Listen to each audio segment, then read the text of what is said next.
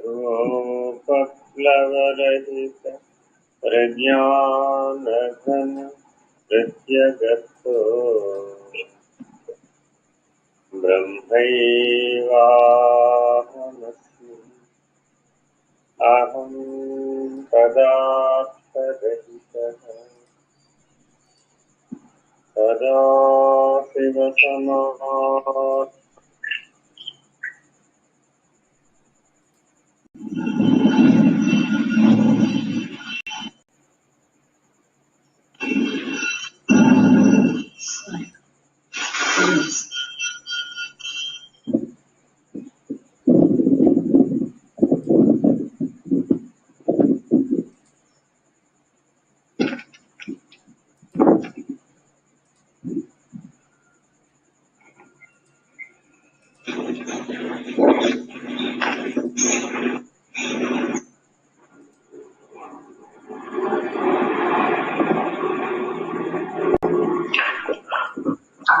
గురుగారు మీది మ్యూట్ అయిందండి.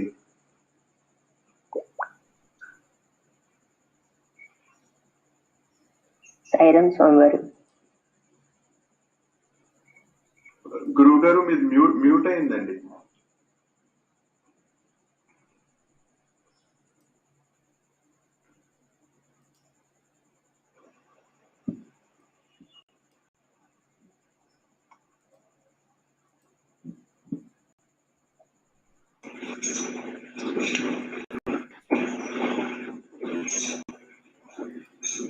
సైరన్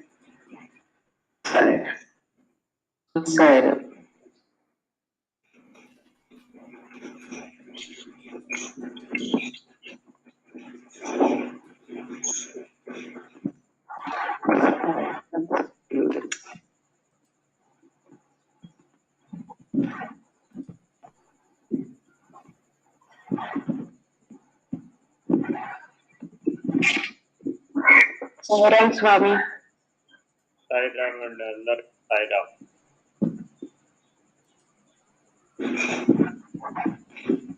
సాయిరామ్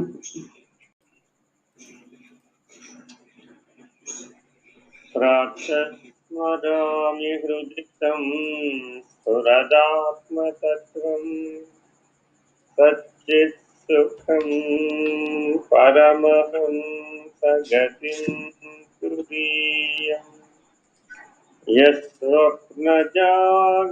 సుషుప్తమవైతి నిత్యం తద్బ్రహ్మనిష్కళమహం న చ భూతసంఘః.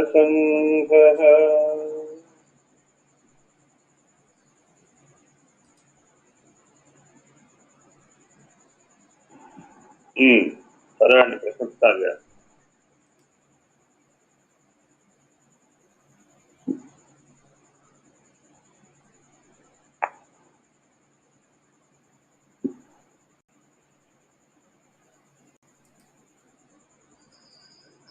ప్రసాద్ గారు లేరా? సారీ అండి, మ్యూట్ లో మాట్లాడుతున్నాను. నిన్న కృష్ణానంద ఆశ్రమం నుండి మొదటి శ్లోకంలో 3 లక్షణాలు చదివామండి.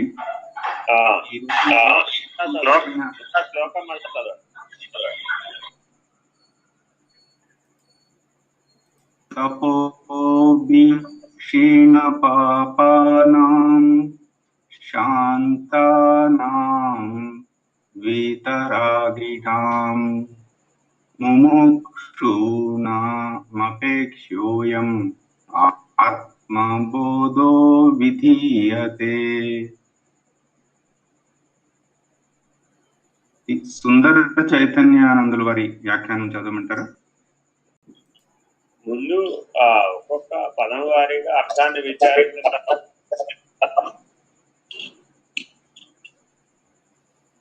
అలాగే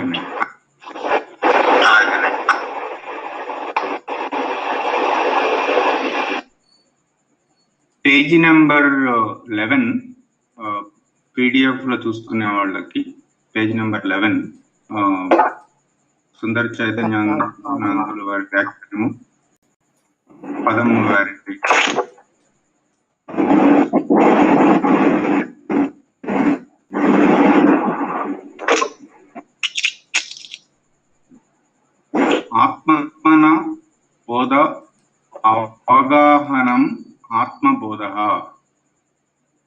ఆత్మ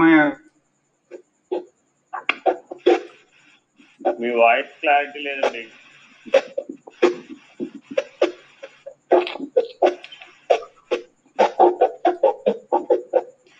హలో, ఎవరో మధ్యలో తీసేశారు. వినిపిస్తుందా అండి?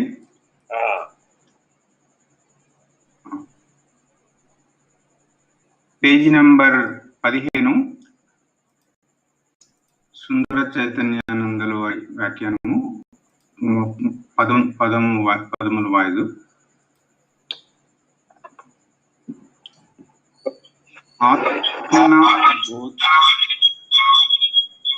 అవగాహనం మ్యూట్ తీశారు, మళ్ళా వినపడలేదు.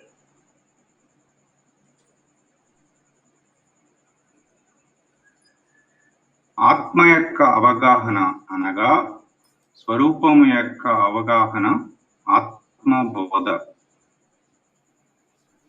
తపస్సుల చేత పాపములను నశింపజేసుకున్న వారికి, శాంత స్వరూపులకు, రాగములను, కోరికలను, బంధములను పెంచుకున్న వారికి, మోక్షమును కోరిన ముముక్షువులకు అందరికీ ఈ ఆత్మబోధ స్వరూపము యొక్క అవగాహన ఆత్మజ్ఞానం ఇవ్వబడినది. అంతటి గొప్పదానిని విశదంగా తెలియవలసినది. ఎంతో అనుభవంతో చెప్పబడిన ఈ శ్లోక తాత్పర్యాన్ని అనుభవములను పోల్చుకుంటూ అర్థం చేసుకుందాం. అస్మృతౌ తనుతే విస్తరేణ మన్యతే జ్ఞాయతే ఇతి ఆత్మన్ తను విస్తారే మన జ్ఞానే. స్మృతి యందు విషయాత్మకమన్నంత కుత్సితంగా కాక తనకు తాను విశాలంగా ఎరుగుట ఆత్మ. మొదటి లక్షణం అండి.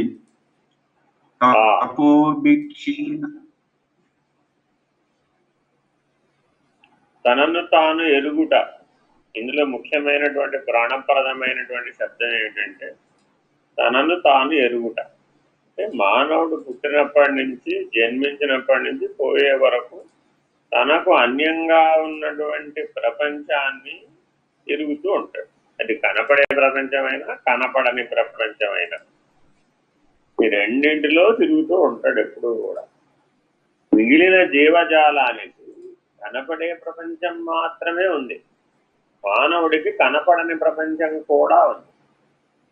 కాబట్టి ఆంతరిక ప్రపంచం మానవుడికి ఉంది, బాహ్య ప్రపంచం మాత్రమే ఉంది మిగిలిన జీవరాశి. కాబట్టి వాటికి తనను తాను ఎరగగలిగేటటువంటి అవకాశం లేదు. ఎందుకనంటే బాహ్య ప్రపంచం ప్రాణాధారమై ఉంది. ఆహార నిద్రాభయ మైథునాలనే సామాన్య కర్తవ్యాన్ని నెరవేర్చడానికి మాత్రమే అవి సమర్థములై ఉన్నాయి. అంతకంటే 5వ కర్తవ్యం ఆహార నిద్రాభయ మైథునాలను దాటితే తనను తాను ఎరుగుట అనేటటువంటి బుద్ధిగతమైనటువంటి కర్తవ్యం వస్తుంది. ఇది బౌద్ధిక కర్తవ్యం. బుద్ధిగతమైన వికాసం కలిగిన జీవులకు మాత్రమే ఈ కర్తవ్యం వర్తిస్తుంది. మరి మానవోపాధిలో ఉండి బౌద్ధిక వికాసం లేకపోతే, బుద్ధిగతమైన వికాసాన్ని కనుక పుచ్చుకొనకపోయి ఉన్నట్లయితే అప్పుడు అతను కూడా పశుతుల్యుడుగానే జీవిస్తాడు. పశువుకి బంధం అవసరం, మానవుడికి బంధం అనవసరం. ఈ తేడా ఉంది పశువుకి మానవుడికి. మానవుడు ఎప్పుడూ కూడా విముక్తినే కోరతాడు, పశువు ఎప్పుడూ కూడా బంధనాన్నే కోరుతుంది. అంటే తాను ఒక బంధనానికి లోబడి జీవించడం వలన తన జీవితం సుఖంగా వెళ్ళిపోతుంది అనుకోండి. దానికి కావాల్సిన ఆహార నిద్రాభయ మైదనాలు నెరవేర్చబడుతూ ఉంటే అది జైలైనా, అది బోన్లో ఉన్నా దానికి ఏమి బాధలు అనిపించదు. ఇది పశువు యొక్క ప్రాథమిక లక్షణం. కానీ మానవుడు నిన్ను జైల్లో పెడతాం, నీకు ఆహార నిద్రాభయ మైదనాలకి లోటు లేకుండా చూస్తాము అంటే ఆ ఒప్పందాన్ని మాత్రం యొక్క స్వేచ్ఛని హరించడాన్ని మాత్రం ఏ జీవి కూడా ఒప్పుకోలేం. అలాగే మానవుడు కూడా ఒప్పుకో.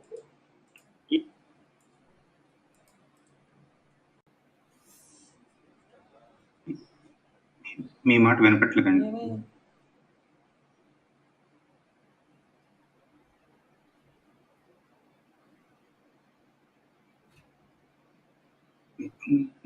గురువు గారు మీ మాట వినపడట్లేదండి, మీరు మ్యూట్ అయినట్టుంది. శ్రీకాంత్ గారు మీరు అందరిది మ్యూట్ చేస్తున్నారేమో చూడండి ఒకసారి.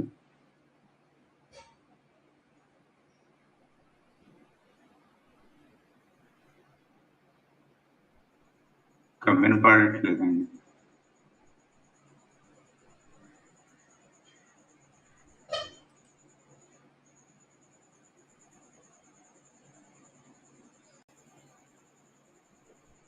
హలో గురువు గారి కాలము మీట్లో ఉండండి.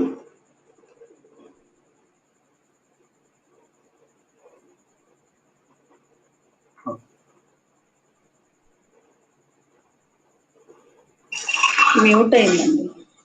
గురువు గారు మ్యూట్ అయింది.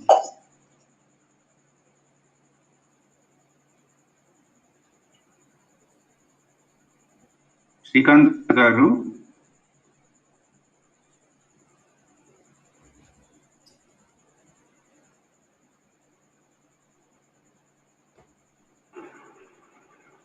దయచేసి మిగిలిన వారందరూ కూడా వీడియో ఆఫ్ చేసుకున్నట్టయితే గురువు గారిని మాత్రం చూడొచ్చు. దయచేసి మీరందరూ వీడియో ఆఫ్ చేసుకోండి. ఆంజనేయ గారు మిగతా వాళ్ళు కూడా వీడియోస్ ఆన్ చేసుకొని ఉన్నారు. దయచేసి వీడియో ఆఫ్ చేసుకోండి.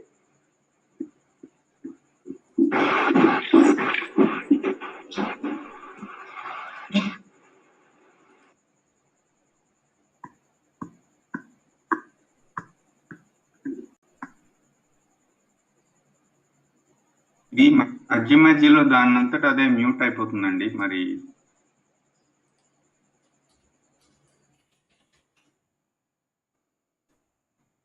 వినిపించట్లేదండి గురువు గారు.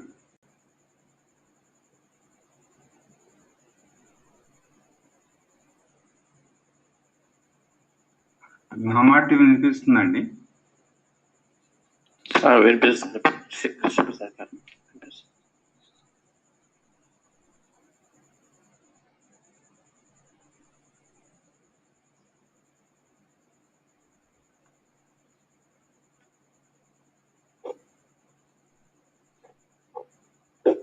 ఒక పని చేయించండి, కాల్ కట్ చేసి మళ్ళీ చేయండి.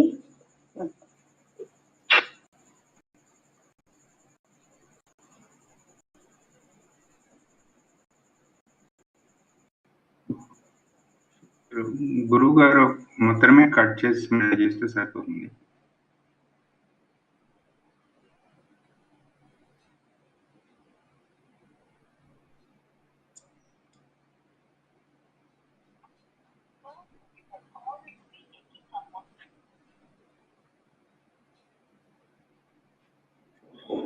ఎవరితోనూ ఫోన్లో మాట్లాడుతున్నట్టున్నారు గురువు గారు, ఎంగేజ్ అవుతుంది.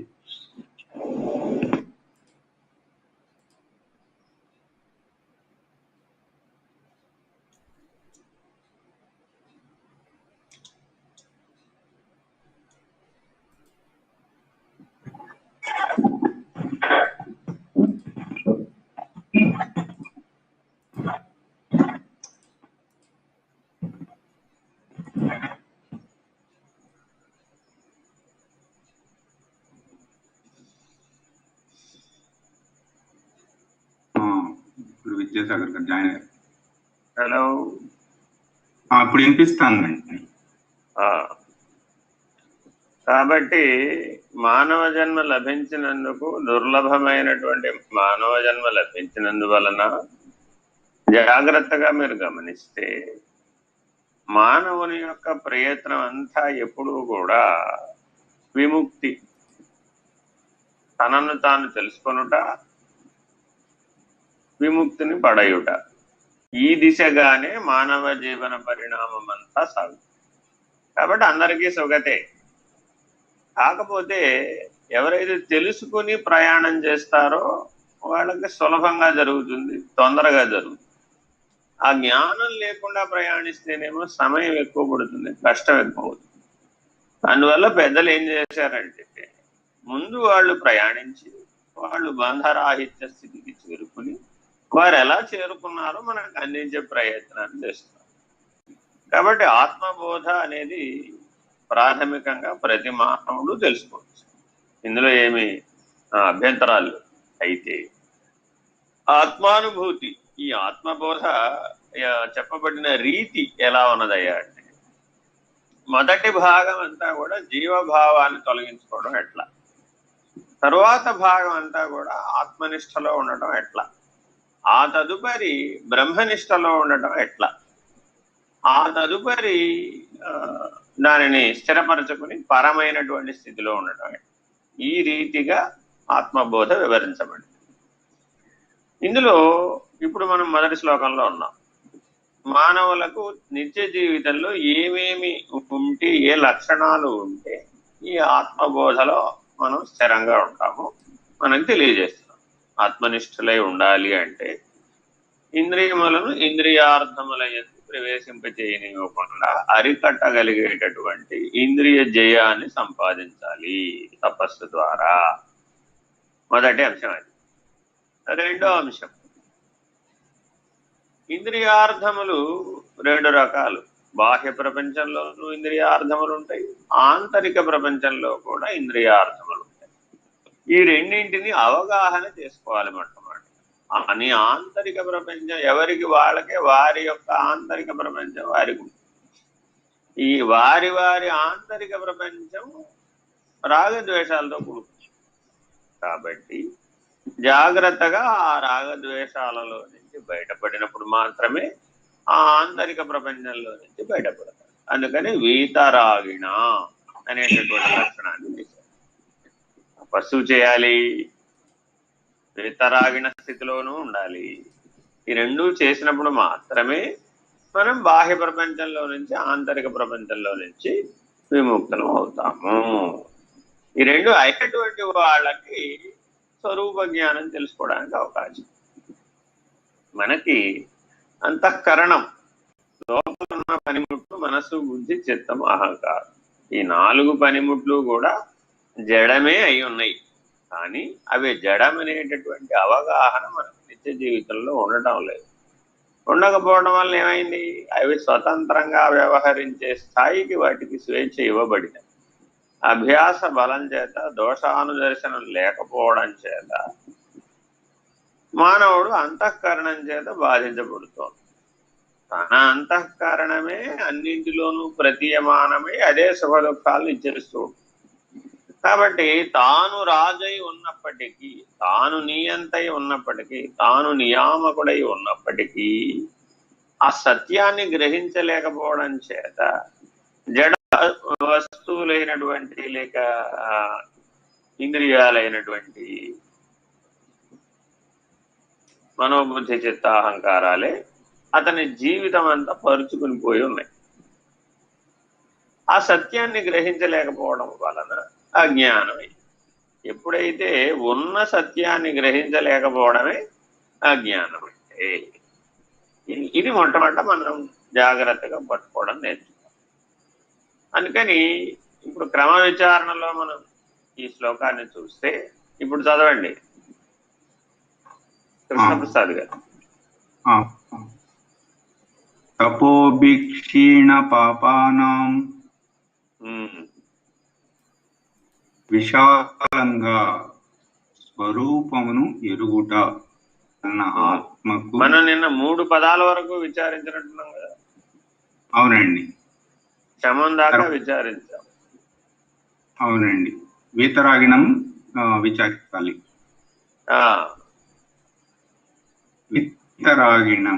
వీతరాగిణం సుసంస్కారం చే విషయ తృష్ణ లేని వారికి కూడా జీవితంలో సమస్యలుంటాయి. సమాజంలో అందరిలో కలిసి మెలిసి ఉండలేకపోవుట, ఇది కొందరికి సమస్యగా ఉంటుంది. అందరూ విషయ దృష్టిలో బ్రతుకుట కొందరికి సమస్యే. వారెందుకు అట్లుంటారని బాధపడుతుంటారు. అందరూ ఆధ్యాత్మిక జ్ఞానంతో జీవిస్తే సంఘంలో సమస్యలు ఉండవని, జరగలేనిది జరగవలెనని, జరగలేదని ఎదపడుతుంటారు. రాగములు, కోరికలు, బంధములు పెట్టుకున్నట్టు కూడా విషయాత్మకంగానే బాగుతుంటారు. విషయానందమును పొందలేని సంస్కారం, తనకెందుకున్నదో తెలియలేని ఆధ్యాత్మిక బలహీనత కూడా కొందరి సమస్య. కోరిక తనకు స్వరూపము కాదని, అది తనకు ద్వైతమని, మారు రూపమని, స్వరూప జ్ఞానం నిత్యం నిలిచి లేకుండుట ఈ విధంగా స్వరూప సిద్ధి అని గుర్తించవాలి. అంతవరకు అక్కడ కాదు చదువుకుంటూ పోతే ప్రయోజనం. ఇప్పుడు రాగద్వేషాలు ఎలా ఏర్పడుతున్నాయి అనేది చెప్తూ దాంట్లోంచి ఎలా బయటపడాలో చెప్తున్నారు. ఈ వీతరాగిణం అనే లక్షణం చాలా ముఖ్యమైనటువంటి, చాలా మందికి అనుభవంలో ఉంటుంది కానీ గుర్తించలేరు అనమాట. అర్థం ఏమిటి? ప్రతి మనిషిలో కూడా మనసు అనేది పనిచేసినంత వరకు 2 కాంప్లెక్స్లతో బాధపడుతూ ఉంటుంది అని మనకి సైకాలజీ శాస్త్రవేత్తలు చెబుతూ ఉంటారు. ఏమిటిది? తనను మరొకరు తక్కువ చేయడం, లేదా తనను తాను ఎక్కువ చేసుకోవడం. సుపీరియారిటీ కాంప్లెక్స్ కానీ, ఇన్ఫీరియారిటీ కాంప్లెక్స్ కానీ. ఇది ఆంతరిక ప్రపంచంలో ఉన్న సమస్య. ఇలా ఈ కాంప్లెక్స్ చేత బాధించబడేటటువంటి వాళ్ళందరూ కూడా సమత్వంలో ఉండలేరు. ఎప్పటికప్పుడు తనను ఎదుటివాడు తక్కువ చేస్తాడేమో అనే భయంతో ఎదిరించబోనుకుంటాడు.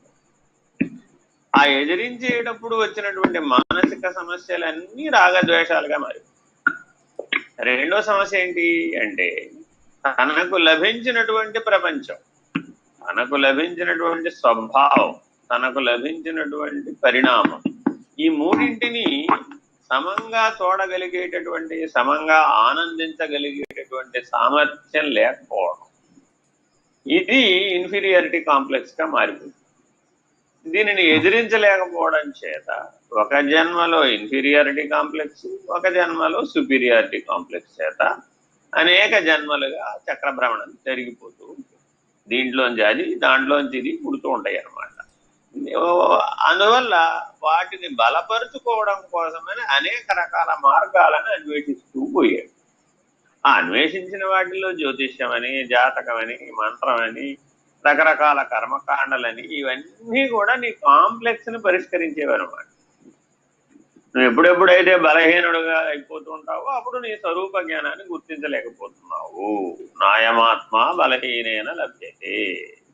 ఎప్పుడైనా సరే గుర్తుపెట్టుకోవాలి, ఆత్మస్వరూపం తెలియబడాలి అంటే నువ్వు బలహీనుడుగా ఉండకూడదు. నువ్వు బలహీనుడుగా ఏ అంశంలో, ఏ అంకంలో, ఏ విభాగంలో ఉన్నప్పటికీ కూడా అప్పుడు నువ్వు స్వరూప జ్ఞానాన్ని తెలుసుకోలేవు.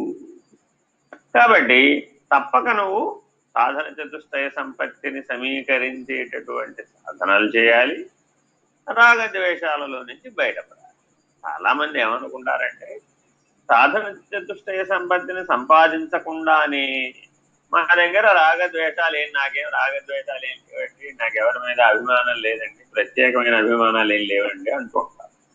కానీ సమయం వచ్చినప్పుడు వినియోగించడానికి కావాల్సినటువంటి సాధన చతుష్టయ సంపత్తి లేకపోయినట్లయితే ఈ వీతరాగిణం అనేది స్థిరంగా ఉండదన్నమాట. తప్పక అది ఆటుపోటులకు గురవుతూ ఉంటుంది.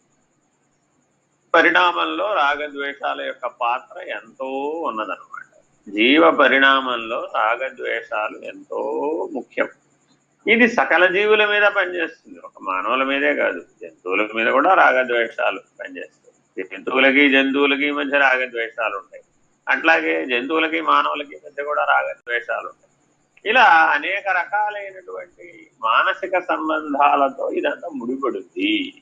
అయితే స్వరూప జ్ఞానం పొందాలనుకున్న వాళ్ళు ఈ రాగద్వేషాలలో చిక్కుకోకూడదు, వీతరాగిణ అవ్వాలి అనేటటువంటి సూచనలు ఇక్కడ చూపిస్తున్నారు. చదవండి. అం-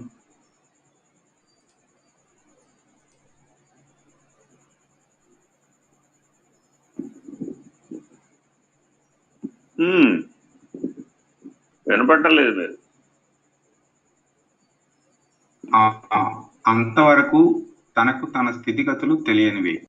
అందుకే ఆత్మబోధ, ఆత్మావగాహన వీరికి కూడా విధింపబడింది. రాగద్వేషాలతో బాధించబడే వారికి కూడా బయటపడాలి అంటే ఏమిటయ్యా అంటే స్వరూప జ్ఞానమే మందు. ఇక 4వ లక్షణం అండి, ముముక్షూణాం మోక్షేచ్చ అస్య అస్తితి ముముక్షుః.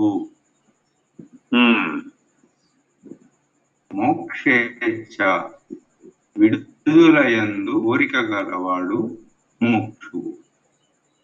ఇందాకేం చెప్పారు?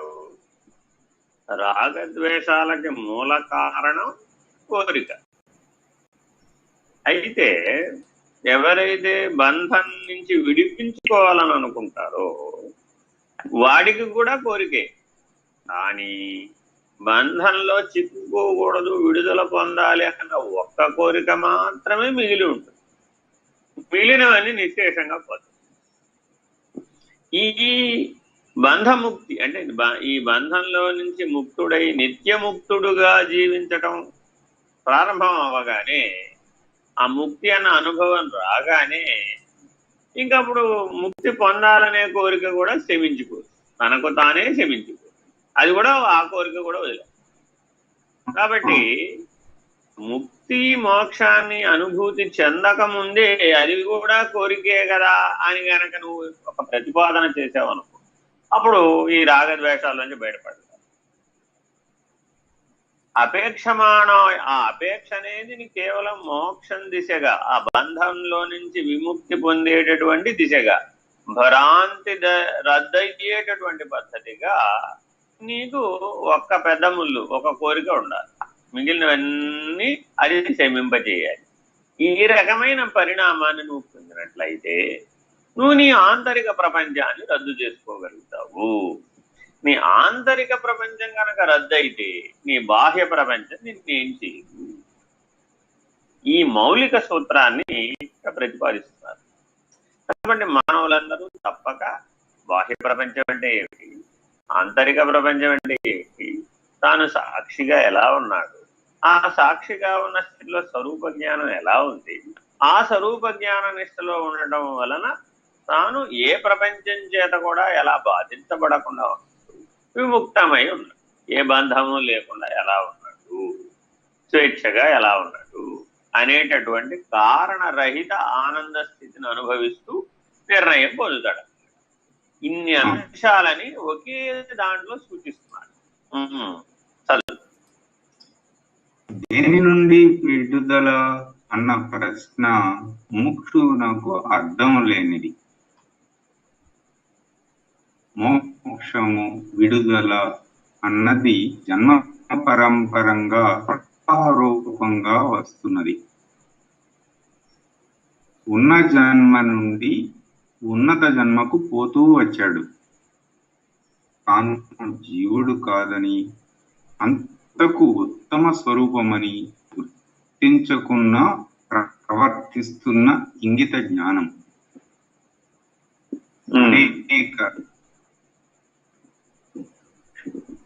అనేక మానుష జన్మల అనంతరం ఈ జ్ఞానాన్ని ఆత్మజ్ఞానంగా సిద్ధింప చేసుకుంటాడు.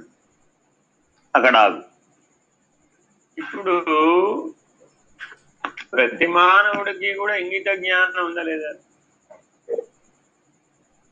ఇంగిత పెరిగి ప్రవర్తించుట అనే జ్ఞానం ఉంది. ఈ ఇంగిత జ్ఞానమే స్వరూప జ్ఞానంగా మారాలి. మారాలి అంటే పలుమార్లు మానవుడుగా పుట్టిపోతే గాని ముందు ఇంగిత జ్ఞానం రాదు.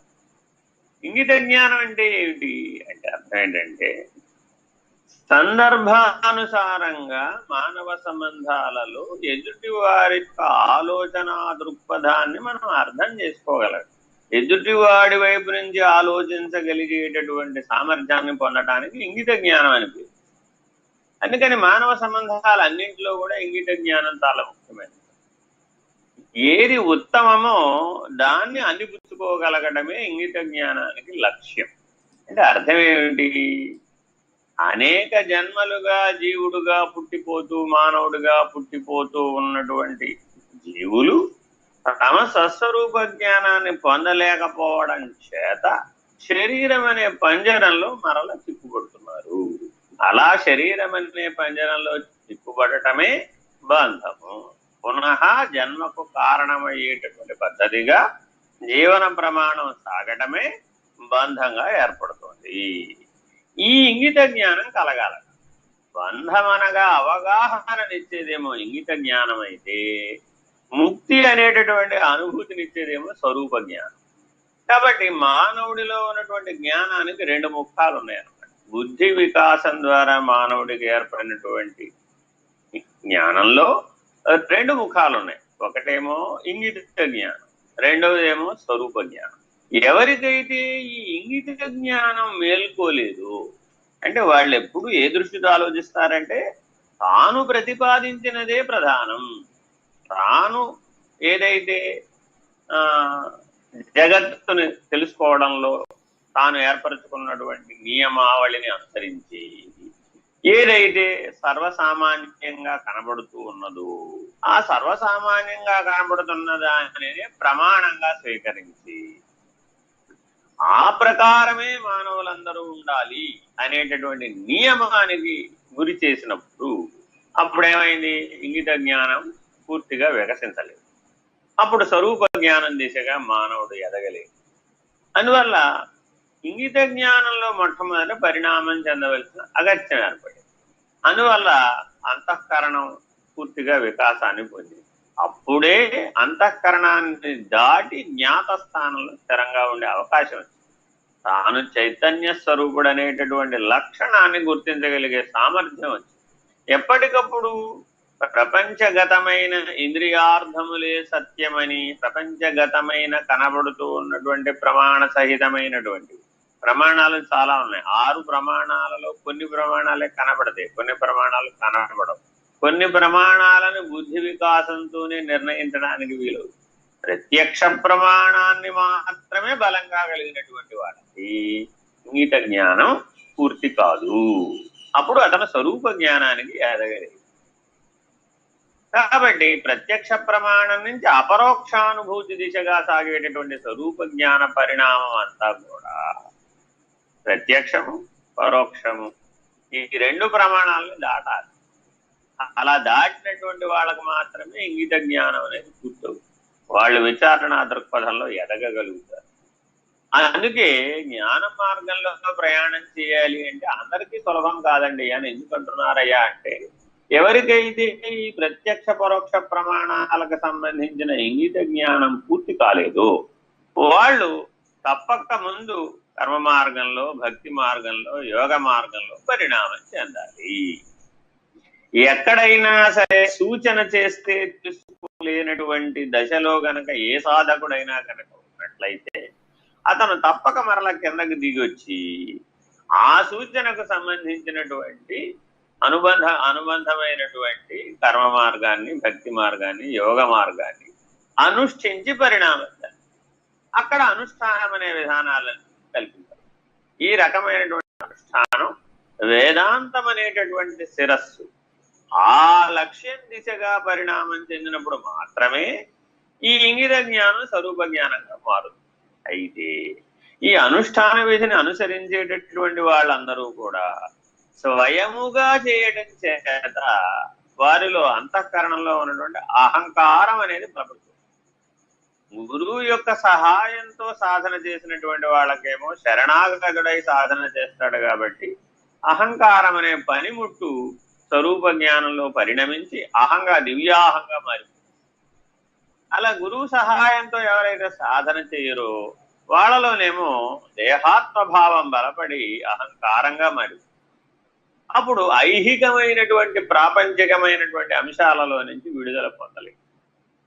తనకున్నటువంటి ప్రకృతి సంక్రమింపజేసినటువంటి శక్తులన్నింటినీ ఐహిక సామర్థ్యంగానే వినియోగిస్తూ ఇట్లా జాగ్రత్తగా గమనించుకోవాలి. కాబట్టి ఇంగిత జ్ఞానము పరేంగిత జ్ఞానం అని కూడా పేరు. స్వరూప జ్ఞానానికి పరేంగిత జ్ఞానం అని పేరు. అంటే పరము దిశగా నడిపించగలిగేటటువంటి జ్ఞానం. ఇది చక్కగా గుర్తుపట్టుకుంటున్నాడు. బుద్ధి వికాస సరళిలో ఈ ఇంగిత జ్ఞానము పరేంగిత జ్ఞానము ఉన్నాయి.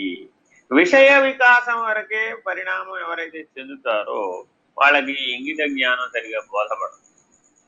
చూడండి, మానవ సంబంధాలలో ఘర్షణలు ఎక్కడ ఉత్పన్నం అవుతాయ్యా అంటే ఎక్కడైతే ఇంగిత జ్ఞానం పనిచేయదో, ఏది ఉన్నతమో తెలుసుకోలేకపోతాడో. ఎప్పుడూ కూడా ఉన్న స్థితి నుంచి ఉన్నత స్థితికి ఎదుగుతాడు అన్నమాట మానవుడు. ఈ ఎదిగే క్రమంలో ఏది ఉన్నత స్థితి అనేది నిర్ణయం చేయాలి అన్నప్పుడు స్వరూప జ్ఞాన లక్ష్యం స్వీకరించినప్పుడు మాత్రమే సరైన నిర్ణయం జరుగుతుంది. అలా స్వీకరించినప్పుడు ఘర్షణ వాతావరణం నెలకొంటుంది. ఆ ఘర్షణ వాతావరణంలో ఇంగిత జ్ఞానం దెబ్బతినేది. విషయ జ్ఞానంగా మారిపోయి విషయ వికాసంలోకి దిగి వచ్చేస్తాడు. ఇంకా గుణధర్మంలోకి దిగి వచ్చేస్తాడు. ఇంకా ఆరాటాలు పోరాటాల్లోకి దిగి వచ్చేస్తాడు. ఇంకా ఆసక్తి అనేది బలపడిపోతుంది. ఇంకా ఆశాలత బలపడుతుంది. ఆ ఆశాలత ఎంత సమర్థమైందయ్యా అంటే మర్రి చెట్టుకున్న ఓడల లాంటిదని, మర్రి చెట్టుకున్నటువంటి మాను లాంటిదని. అది అభ్యాస వశం చేత ప్రస్తుతం జీవులందరికీ మర్రిమానంతగా ఆశాలత బలపడుతుంది. అందుకని ఆ వృక్షాన్ని ఖండించాలి అంటే ఒక్కొక్క కొమ్మ ఖండిస్తూ పోతే 100 జన్మలైనా సరిపోతుంది. అందుకని ఏం చెప్పారు,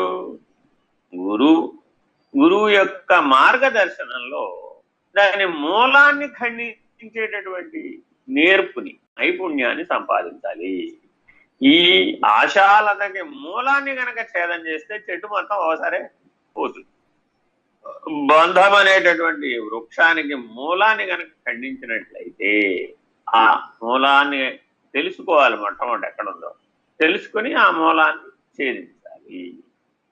దీన్ని జాగ్రత్తగా పట్టుకోవడం నేర్పుతున్నారన్నమాట ఈ ఆత్మబోధలో. అందుకని మొదట ప్రతిపాదించబడిన శ్లోకంలోనే చివరి లక్ష్యాన్ని ఏదైతే చిట్ట శ్లోకంలో స్థిరీకరిస్తున్నారో దానికి సంబంధించినటువంటి సూచనల్ని ఈ శ్లోకంలో వేశారు. చదవండి. అంటే ప్రత్యక్షం పరోక్షం ఇంగితం కిందకే వస్తుందండి.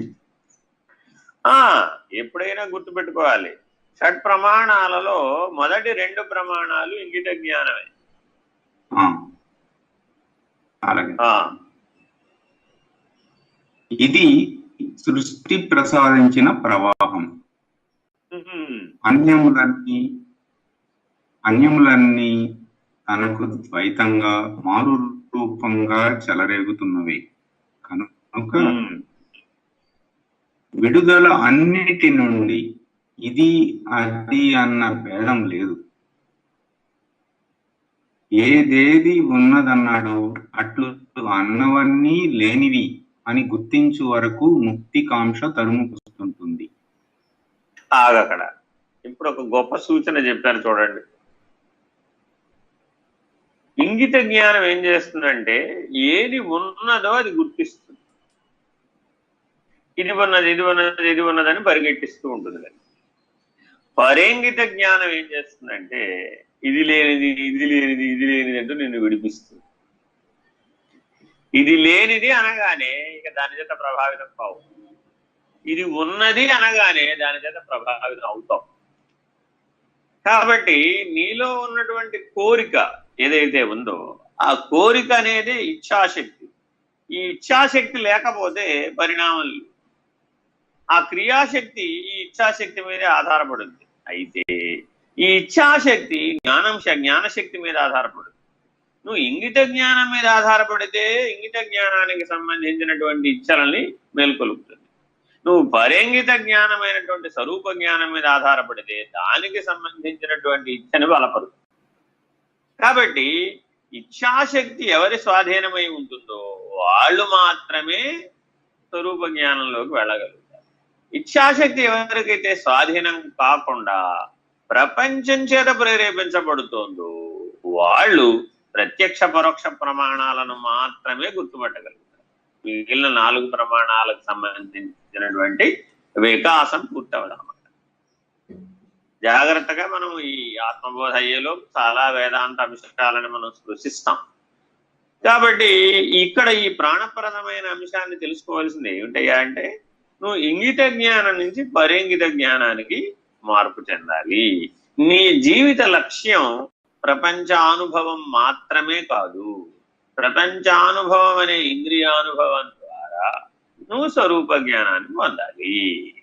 ఆ కోరికను కలిగి ఉండాలి. ఆ రకమైన ఇచ్ఛాశక్తి మేల్కొని ఉండాలి. అప్పుడు మాత్రమే క్రియాశక్తి ఆ స్వరూప జ్ఞానం దిశగా ఈ ప్రపంచాన్ని వినియోగించుకుంటుంది. కాబట్టి ఇచ్ఛాక్రియా జ్ఞానశక్తులను స్వాధీనపరుచుకోవాలి అనేటటువంటి అంశాన్ని ఇందులో సూచనగా చెప్తున్నారు. ఈ సత్యం చాలా మంది ముముక్షువులకు తెలియదు. సాధనలోని తమ పోకడలకు పొంగిపోయి ముముక్షువులకి మోక్షం అయితే కావాలంటాడు కానీ ప్రతివాడు ఆ మోక్షం ఎలా సిద్ధి అసిద్ధి రెండింటి మధ్య నలిగిపోతుందట. మానవుడు ఎప్పుడు క్రియాశక్తిలోనే ఉండటం చేత క్రియాశక్తికి 2 అగట్టలు ఉన్నాయి, 2 ఒడ్లు ఉన్నాయి అన్నమాట. ఏమిటవి? సిద్ధి అసిద్ధి. క్రియాశక్తి ఎప్పుడూ కూడా సిద్ధి అసిద్ధి మీద పనిచేస్తూ ఉంటుంది. ఒకటి సిద్ధించిందని చెబుతుంది, ఇంకా ఇది సిద్ధించబడలేదు అని చెప్తుంది. ఆ దిశగా అది పని చేస్తూ ఉంటుంది. క్రియాశీలమై మానవుడిని పరిణామం చెందిస్తూ ఉంటుంది. కాబట్టి క్రియాశక్తి ఎప్పుడు కూడా సిద్ధి అసిద్ధి చేత ప్రభావితం అవుతుంది. క్రియాశక్తి ప్రభావితం కాగానే ఈ క్రియాశక్తి ఇచ్ఛాశక్తికి అందిస్తుంది. తనకు ప్రేరణ ఎక్కడి నుంచి వచ్చిందో ఆ ప్రేరణ వచ్చినటువంటి స్థానానికి, స్థితికి, శక్తికి అది అందుబాటులోకి తెస్తుంది అనమాట.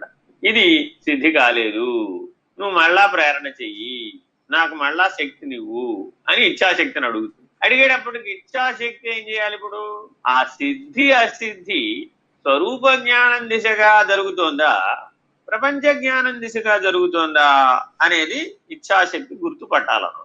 ఇచ్ఛాశక్తికి అంత బలమైనటువంటి సంకల్ప బలం వచ్చేంత వరకు అది గుర్తుపట్టలేదు.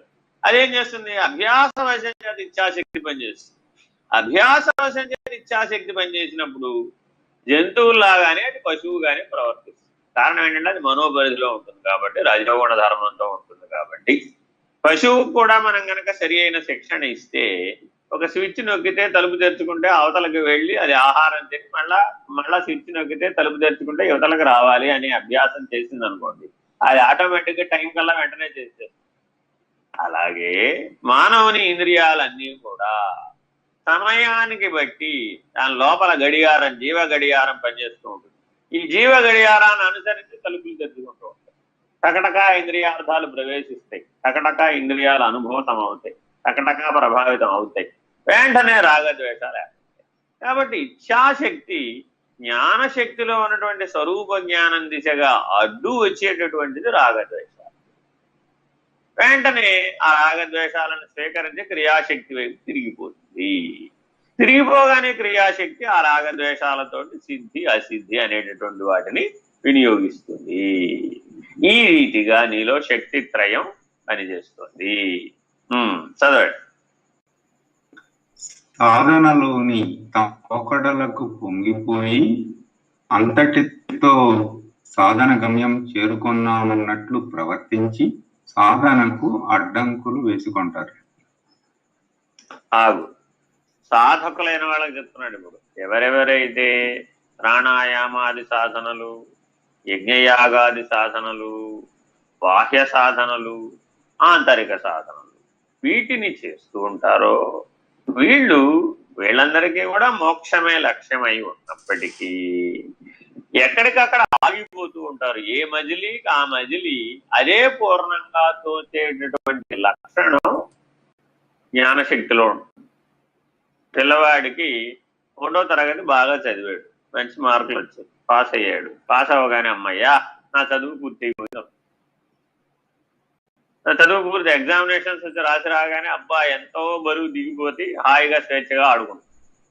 అంతకు ముందు ఎలా ఉన్నావురా అంటే అబ్బో చాలా పరీక్షలు రాసి చాలా అలసిపోయానండి అంటే ఇది విద్యార్థి యొక్క లక్షణం. ఇదే లక్షణం సాధకుల్లో కూడా ఉంటుంది. ఇతను కూడా ఏం చేస్తాడు, ఒక స్థితిని సాధించడానికి, ఒక సామర్థ్యాన్ని సాధించడానికి, ఒకటి స్వాధీనపరచుకోవడానికి సాధన చేస్తాడు. చేసిన తర్వాత పరీక్ష రాస్తాడు. పరీక్ష రాస్తే అది పరీక్షలో పరిణామం పూర్తి అయిపోతుంది. పూర్తి అవ్వగానే విశ్రాంతి తీసుకుంటాడు. విశ్రాంతి తీసుకునేటప్పుడు ఏమనుకుంటాడు, ఇదే పూర్ణం, ఇక్కడికి ఇదే పూర్ణం. కాబట్టి శ్వాస మీద ధ్యాసతో మొదలు పెట్టినటువంటి పరిణామం చిట్ట చివరిదైనటువంటి తనను తాను లేకుండా చేసుకోవడం అనేటటువంటి జన్మరాహిత్యం దాకా పరిణామం చెందాలి. ఇప్పుడు శ్వాస మీద ధ్యాస చేయడం అనేటటువంటి మొదటి పనిలో, ఇది మొదటి క్లాస్, ఈ మొదటి క్లాసులో ఎవరైతే పరిణామం చెందుతూ ఉన్నారో అక్కడికే ఆగిపోయారు అనుకోండి. అక్కడితోనే నాకు బ్రహ్మజ్ఞానం వచ్చేసింది, అక్కడ కూడా బ్రహ్మమనే చెప్తాం. ఆ చిట్ట చివర జన్మరాహిత్య స్థితిలో కూడా బ్రహ్మమనే చెప్తాం. ప్రతిపాదన పిపీలికాది బ్రహ్మ పర్యంతము ఒకటే ప్రతిపాదన, అది బ్రహ్మమే అయి ఉన్నదని. మరి నువ్వు పిపీలిక స్థాయిలోనే దాన్ని పట్టుకుని అక్కడికే పూర్ణం అన్నావు అనుకోండి, అప్పుడు ఏమైపోయావు, నీ పరిణామం ఆ స్థాయిలోనే ఆగిపోయింది. ప్రకృతి రేపు దేహాన్ని విడిచిపెట్టేటప్పుడు నీకు సహజమైన పరిణామం ఎక్కడ దాకా వచ్చిందో గమనించి తదుపరి ఉత్తర జీవితాన్ని ఆ తగిన ఉపాధిని ప్రసాదించింది. ఆ ప్రసాదించేటటువంటి లక్షణం పంచభూతాత్మకమైన ప్రకృతిలో ఉంది. ఈ నియమాన్ని తెలుసుకోవాలి. ఈ నియమాలన్నీ ముందే ఎందుకు చెబుతున్నారయ్యా అంటే, ముముక్షు అయినటువంటి వాడు జన్మరాహిత్యం అనే లక్ష్యం దిశగా నువ్వు పూర్తిగా పూర్ణంగా పరిణామం చెంది పరిపూర్ణ స్థితిలో మేల్కోవాలి. అలా ఎవరైతే మేల్కొంటారో వాళ్ళు మాత్రమే గమ్యం చేరినవారు. ఇది చేరడానికి సిద్ధి దశ, అది ఎప్పుడూ కూడా సిద్ధ వస్తువు, సాధ్య వస్తువు కాదు. కానీ ఆ పరేంగిత జ్ఞానం, స్వరూప జ్ఞానం లేకపోవడం వలన అది సిద్ధ వస్తువుగా కనబడలేదు. అందువల్ల సాధన చేయవలసినటువంటి పరిస్థితి ఏర్పడుతున్నది. చదవండి. సింధు సరిద్వల్లభం యదా ప్రాప్నోతి. నది నీరు సముద్రం వైపు పరిగెడుతూ తనకు అడ్డు వచ్చిన రాళ్లను కొట్టుకుంటూ దాటి కానీ దూకి కానీ తన ప్రవాహానికి అడ్డు వచ్చినందుకు సహించక సముద్రమును చేరే ఉత్సాహంతో ఉరికినట్లు సాధకుడు గుర్తించి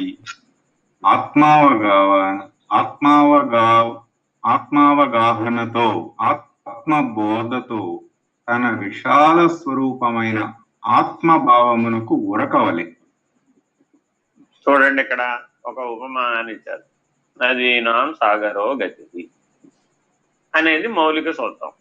అంటే అర్థం ఏంటి, సముద్రంలో ఉన్న నీళ్లు సూర్యతాపానికి ఆవిరై మేఘజలంగా మారి, మేఘజలం సమయానుకూలంగా వర్షించి వర్షజలంగా మారి, వర్షజలం పర్వతాలపై కొండలపై పడి వంకలుగా మారి నదీ జలంగా మారి, ఆ నదీ జలం పునః సముద్రాన్నే చేరుతుంది. ఈ జలచక్రాన్ని పరిగణలోకి తీసుకుంటే సాధకుడు పరిణామం తెలుసుకోవచ్చు. అందుకని సాధనలన్నింటిలో కూడా జలాన్ని వినియోగించే పద్ధతి ఎందుకు పెట్టారయ్యా అంటే, సాధకుడికి మొదటి పని ఏమిటయ్యా అంటే, సూర్యోదయాత్ పూర్వమే నదీ స్నానం చేయాలి. సూర్యోదయాత్ పూర్వమే ఆ స్నాన సంధ్యాదులు పూర్తి చేసుకుని సూర్యోపాసనతో ఈ జలచక్రం ఎలా అయితే పనిచేస్తుందో తన సాధన కూడా విశాలమైనటువంటి సాగరము వలె, విశాలమైనటువంటి సముద్రము వలె తాను ఎప్పటికైనా సరే నదిగా ఉన్నటువంటి సాధకుడు ఆత్మబోధ ద్వారా, స్వరూప జ్ఞానం ద్వారా బంధముక్తుడై తన స్వస్థితికి చేరుకోవాలి అనేటటువంటి లక్షణాన్ని ఈ నదిని ఉపమానంగా స్వీకరించి చెప్తున్నారు. ఈ ఆత్మబోధలో ఉన్న విశేషం ఏమిటంటే, ప్రతి శ్లోకంలో కూడా ఏదో ఒక ఉపమానంతోనే చెప్తారు. ఆ ఉపమానం ఎటువంటిదై ఉండదయ్యా అంటే, నీ స్వరూప జ్ఞానాన్ని మేల్కొలిపేదిగా ఉంటుంది. నీకు తెలిసినటువంటి జగత్తులో ఉన్నటువంటి ఉపమానాన్నే స్వీకరిస్తారు, దానిని స్వరూప జ్ఞాన దృష్టితో వివరిస్తారు. చదవండి. ఈ విధంగా ఆత్మబోధ లేక ఎటువంటి సాధకులు సాధనలో ముందంజ వేయలేరు. కనుక సాధకులందరికీ ఆత్మబోధ విధింపబడినది. అది ఇది సాధన. నేను సాధన చేస్తున్నానండి అన్న ప్రతి ఒక్కరూ తప్పక ఈ ఆత్మబోధను పొందాలి. అది ఏ మార్గంలో సాధన చేసేవారైనా సరే, అది ద్వైతమా అద్వైతమా విశిష్టాద్వైతమా ఏ సిద్ధాంతమా అన్నది అక్కడ అంశం కాదు. సాధన చేస్తున్నానండి, నేను గుడికి వెళుతున్నానండి, నేను ప్రతిదీ కూడా నేను ఈశ్వరుణ్ణి తెలుసుకునే ప్రయత్నం చేస్తున్నానండి అన్న వారందరూ కూడా సాధకులే. అయితే జ్ఞాన మార్గంలో వచ్చేటప్పటికి సాధన చతుష్టయ సంపత్తి కలిగిన వారు మాత్రమే సాధకులు అవుతారు. ఈ తేడా ఉందన్నమాట. కర్మ మార్గంలో, భక్తి మార్గంలో, యోగ మార్గంలో ఈ సాధన చతుష్టయ సంపత్తిని నేర్పే ప్రయత్నం చేస్తారు. అందువల్ల అవి చాలా అత్యావశ్యకం. ఆ పరిణామం పూర్తి చేసుకుని రావాలి. ఆ సాధన చతుష్టయ సంపత్తిని నిత్యానిత్య వస్తు వివేకము, ఇహముత్రార్థ ఫల భోగ విరాగము, సమాధి షట్క సంపత్తి, ముముక్షత్వం అనే ఈ నాలుగింటిని ఆ కర్మ భక్తి యోగ మార్గాలలో సంపాదించి జ్ఞాన మార్గంలోకి ఎవరైతే వచ్చారో వాళ్ళు జ్ఞాన మార్గంలో వడివడిగా ముందుకు పరిణామం చెందుతారు. తొందరగా పరిణామం పూర్తయిపోతుంది. ఎక్కడెక్కడైతే ఈ సాధన చతుష్టయ సంపత్తి నీకు అందుబాటులోకి రాలేదు, అక్కడక్కడలా మళ్ళా ఓ మెట్టు కిందకి దిగి దాన్ని సంపాదించవలసిన అగత్యం ఏర్పడిపోతుంది. కాబట్టి సాధకులందరూ కూడా జాగరూకులై వ్యవహరించాలి. చదవండి. ఇక్కడితో మొదటి శ్లోకం అయిందండి. 20వ పేజీ. Very important. రెండవ శ్లోకం చదవండి. అవతారిక. అఖండానందమయమగు మోక్షమునకు జ్ఞానమొక్కటే మార్గమని ద్వితీయ శ్లోకంలో తెలియజేస్తున్నారు.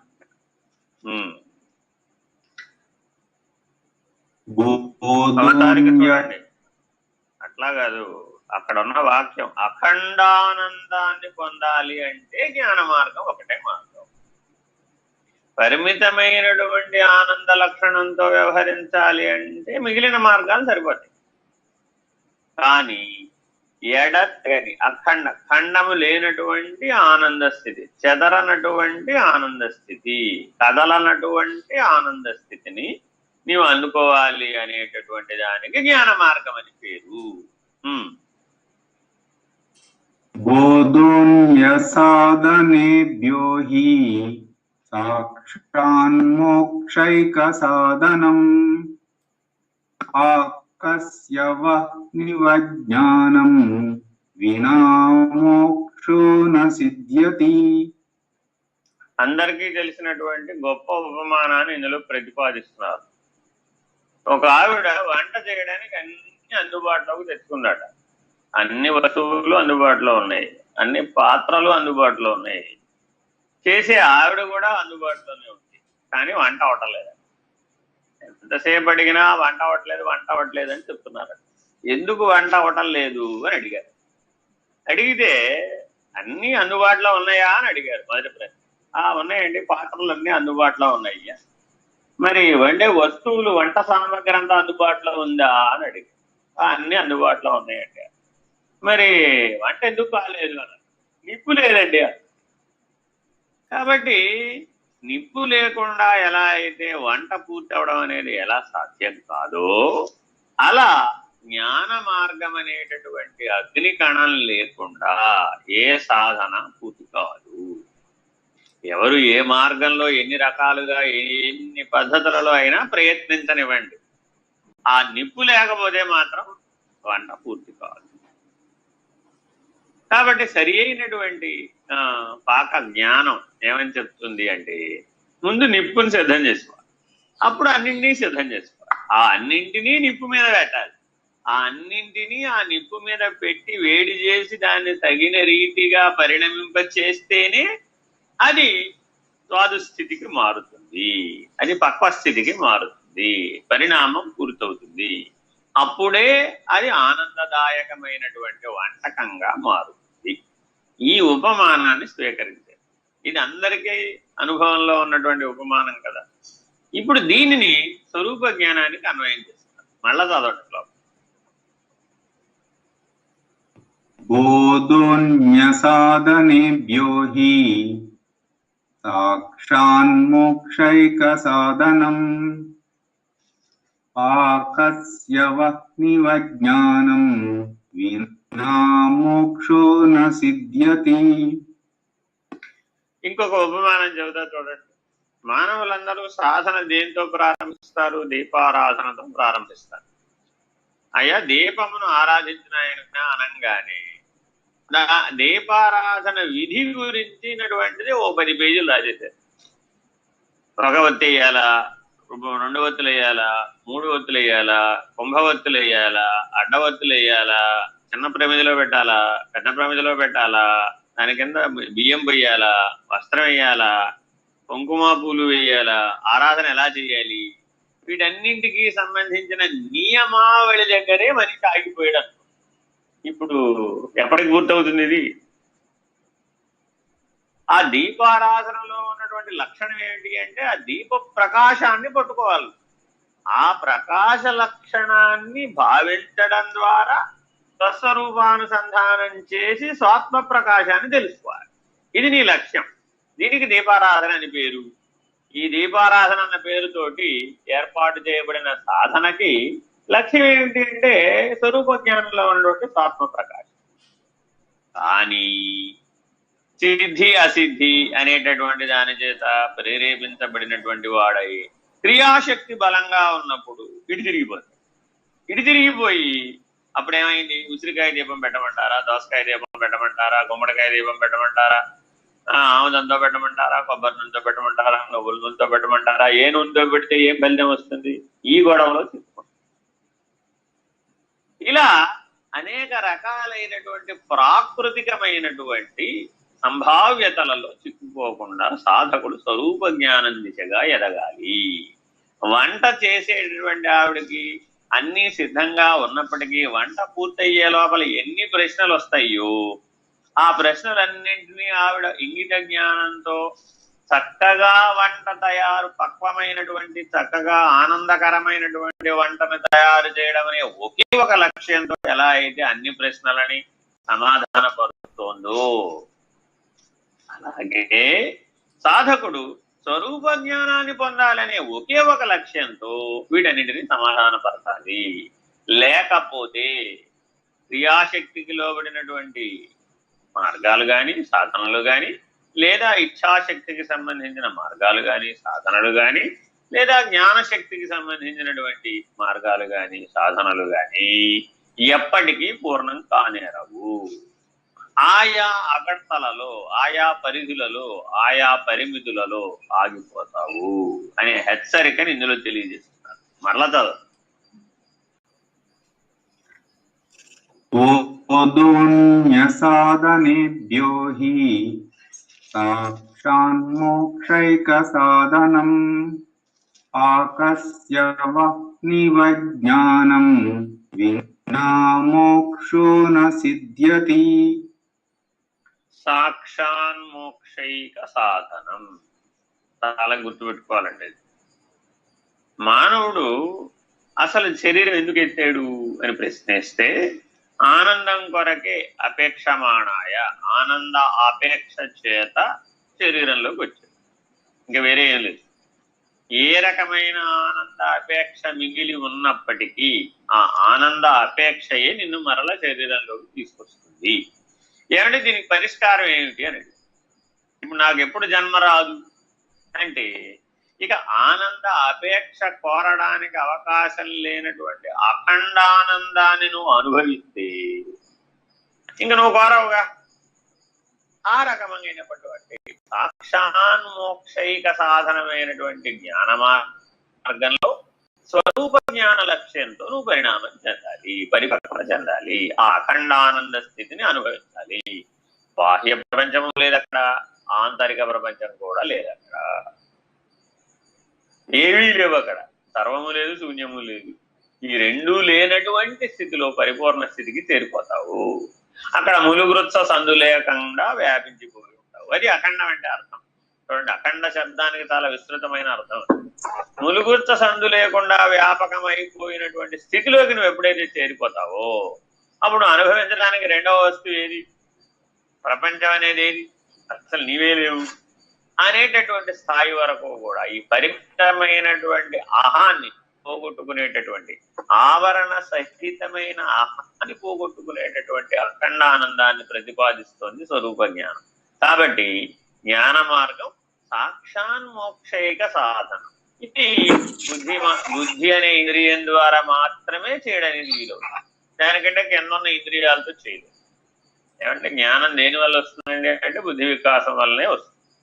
ఏమంటే నన్ను ఇప్పుడు చెయ్యి తిప్పమంటారా వద్దంటారా, తమలపాకులు 3 వేయమంటారా 2 వేయమంటారా, ఇంకా వక్కలు 2 పెట్టమంటారా 3 పెట్టమంటారా, పసుపు కొమ్ములు 2 పెట్టాలా 1 పెట్టాలా, ఖర్జూరకాయలు 4 పెంచాలా 3 పెంచాలా, ఇలా పదార్థగతమైనటువంటి అంశాలతో ముడిపడి ఉన్నటువంటి కర్మ మార్గంతో గనక నువ్వు చిక్కుకున్నట్లయితే అప్పుడు స్వరూప జ్ఞాన లక్ష్యం చిక్కుపోతుంది.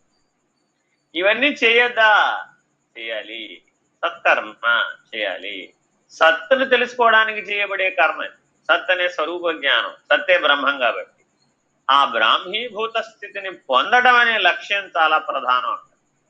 అందువల్ల అక్కడ ఏది ప్రధానమో దాన్ని పట్టుకోవాలి, ఏది అప్రధానమో దాన్ని త్యాగం చేయాలి. అలాంటి ఆచరణ జీవనం కలిగినటువంటి వాళ్ళ జీవితంలో లక్షణత్రయాలు ఉంటాయి. జహల్లక్షణం, అజహల్లక్షణం, జహదజహల్లక్షణం అనే లక్షణత్రయాన్ని అనుష్ఠాన విధానంగా జీవితంలో చేయడమే సాధన.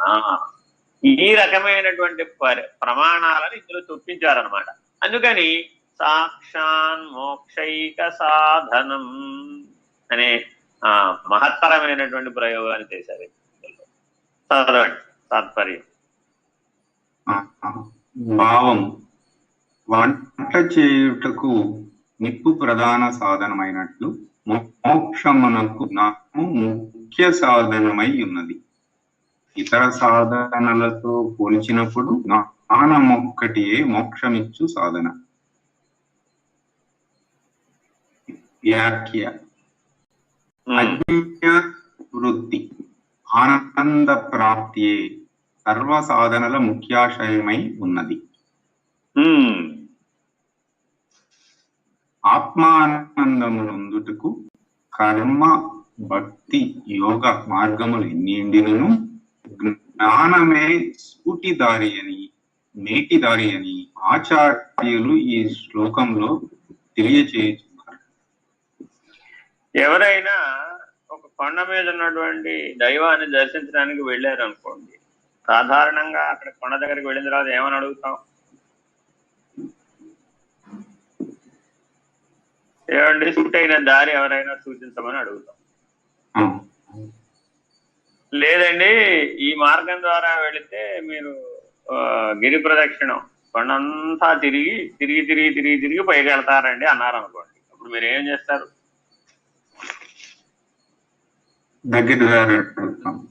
ఇంతకంటే సూట్ అయిన దారి దగ్గరి దారి ఏమైనా ఉందండి అని అడుగుతున్నాడు. ఇలా ప్రతి కర్మలోనూ మానవుడి ప్రశ్న దేని మీద ఆధారపడి ఉంది? ఇంతకంటే దగ్గరి దారి, ఇంతకంటే ఆనందదాయకమైనటువంటి సాధన, ఇంతకంటే సూటి అయిన మార్గం ఏమైనా ఉందా అనే ప్రశ్న మానవుడిలో ఇంగిత జ్ఞానం కలిగిన ప్రతి ఒక్కరికి కలుగుతుంది. కాబట్టి సూటి అయినటువంటి మార్గాన్ని చెబుతున్నాను. అదేమిటయ్యా అంటే స్వరూప జ్ఞానమే సూటి అయిన మార్గము. స్వరూప జ్ఞానాన్ని కనుక నువ్వు పొందినట్లయితే నువ్వు చెదరనటువంటి స్థితిని చేరతావు, మార్పు చెందనటువంటి స్థితికి చేరిపోతావు. అప్పుడు నిత్యముక్తుడివై ఉంటావు, బంధమే లేదు అనేటటువంటి స్థితిలోకి చేరిపోతావు అనే ప్రతిపాదన చేస్తున్నారు. చదవండి. జ్ఞానము లేనిదే మోక్షము రాదని నొక్కి వక్కాణించుచున్నారు. ఇది చాలా ముఖ్యమైనటువంటి శబ్దం అండి. నొక్కి వక్కాణించుతున్నారు అంటే అర్థం ఏమిటంటే, ఏదండి ఇప్పుడు పిల్లలు ఎవరికైనా సరే పాఠం చెప్పామనుకోండి స్కూల్లో, ఏమంటే ఇందులో ఇంపార్టెంట్ ఏదో చెప్పండి అంట.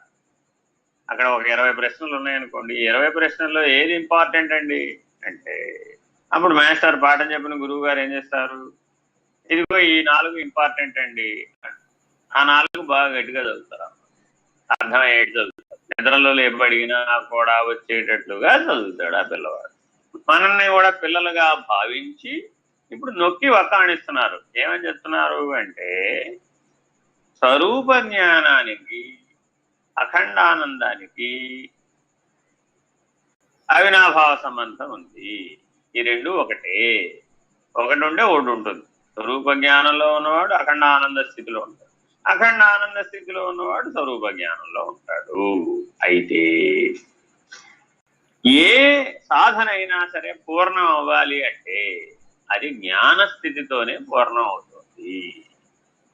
ఇది చాలా ముఖ్యమైనటువంటి అంశం. అది ఏ పని చేసినా సరే ఆ పని జ్ఞాన స్థితికి చేరిపోయేది. జ్ఞానం అన్నటువంటి కర్మ దశకి చేరిపోతే వాటికి 100కు 100 మార్కులు వచ్చేస్తాయి. కాబట్టి జాగ్రత్తగా మనం గ్రహించి ఈ సత్యాన్ని మనం జ్ఞాన రూపకమైనటువంటి కర్మ చేయాలి. కానీ అందులో జ్ఞానమే ప్రధానంగా స్వీకరించి చేయాలి అని నొక్కి వక్కాణిస్తున్నారు. కర్మలో సిద్ధి అసిద్ధి అనేటటువంటిది ఎప్పుడూ ప్రధానంగా ఉంటుంది. సిద్ధి అసిద్ధి చేత ప్రభావితంగా ఉండేటటువంటి స్థితిలో జ్ఞానము మాత్రమే ఉంటుంది. సిద్ధి అసిద్ధుల చేత ప్రభావితం కానటువంటి స్వరూప జ్ఞాన లక్ష్యంతో కర్మ చేయాలి అని నొక్కి వక్కాణిస్తున్నారు. యోగాత్ కర్మసు కౌశలం అంటే అర్థం ఏమిటంటే కర్మని నైపుణ్యంతో చేయడం అనేటటువంటి అర్థంతో కర్మ మార్గంలోకి స్వీకరించొద్దు. యోగంగా ఎప్పుడు మారిందట? కర్మ స్వరూప జ్ఞాన లక్ష్యంతో చేయబడిన అది సుకౌశలంగా మారింది, కర్మ యోగంగా మారింది అనేటటువంటి సూచనను ఇందులో చెప్తున్నారు. మోక్ష ప్రియులమై మనము సాధనలు ఆచరించుతున్నాము. మోక్షమనగా ఆత్మ సాక్షాత్కారము లేదా బ్రహ్మానుభూతి. మోక్షానికి 2 లక్షణాలని చెప్తున్నారు. ఒకటి ఆత్మ సాక్షాత్కారం, దానివల్ల కలిగేటటువంటి బ్రహ్మానందం. ఈ 2 సాధారణంగా మానవులందరికీ కూడా బాగా తెలిసినటువంటి లక్ష్యాలు. నైనా నీ జీవితంలో ఎందుకు జీవిస్తున్నావు? నువ్వు ఆ పరమాత్మ సాక్షాత్కారం కోసం జీవిస్తున్నాను. ఏమిటి వస్తుంది నీకు పరమాత్మ సాక్షాత్కారం వలన?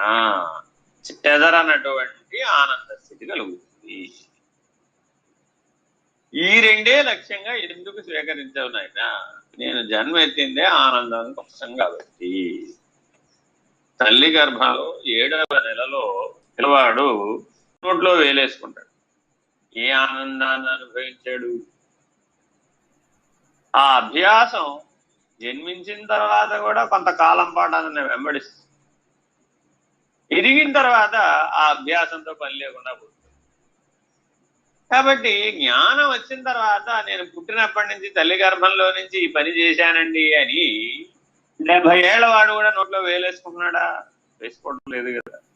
ఎప్పుడైతే జ్ఞానం వచ్చేసిందో ఆ కర్మ అభ్యాస వశమున ఏర్పడినటువంటిది ఏదైనా సరే అది జ్ఞానంలో విలుప్తంగా నిశ్శేషంగా లేకుండా పోతుంది. ఆ కర్మ చేయవలసిన అవసరం లేకుండా పోతుంది. కర్మ చేత ప్రేరేపితం కాకుండా ప్రభావితం కాకుండా ఉంది. కర్మ అనేటటువంటి చక్రంలో అది ఎమడటం లేదు. అటువంటి జ్ఞానాన్ని అపేక్షిస్తున్నాను. అది ఆత్మ సాక్షాత్కారంతో బ్రహ్మానందంతో ముడిపడి ఉన్నది. ఈ రెండింటికి కలిపి మోక్షం అని పేరు. చదవండి.